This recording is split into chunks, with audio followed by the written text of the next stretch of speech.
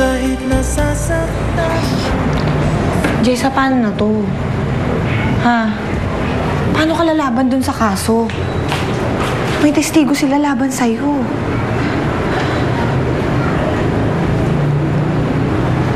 May testigo din naman ako eh. Si Jessica. Oo nga. Kasi si Jessica naman talaga yung kinidnap ni Edward. At minsan niya na rin itong pinagtangkaan ng masama. Pero ang problema, nasaan si Jessica? Pupuntahan natin siya. Paano? Nasaan ba yung lusang itim?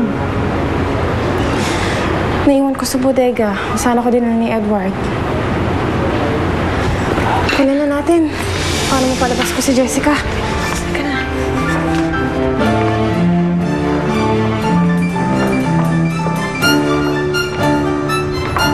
Jessica? Ano kinalaman nun? At anong pinagsasabi ni Jessa?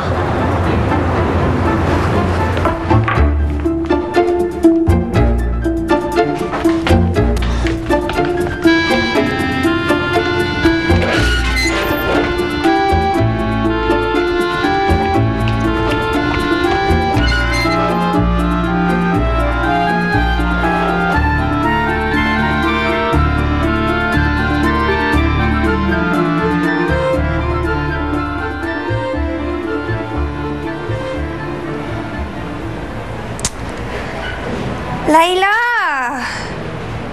Laila! Ayan na. Bakit? Nasaan ba yung remote? Akin na.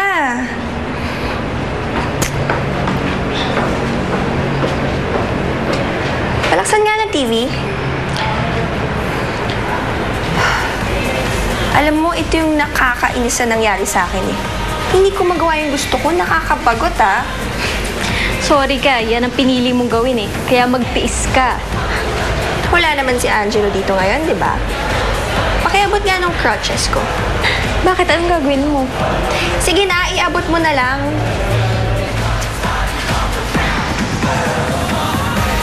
Alam mo, feel kong sumayaw. Parang na-miss ko mag-party. Sumayaw? Ano ka ba? Oo. Hindi mo kaya, Cleo. Kaya ko to. Kala mo sa akin, no? Tignan mo nga yan. Kaya kong sumayaw, kaya ko to. Hindi mo kakayanin, Hindi. Cleo.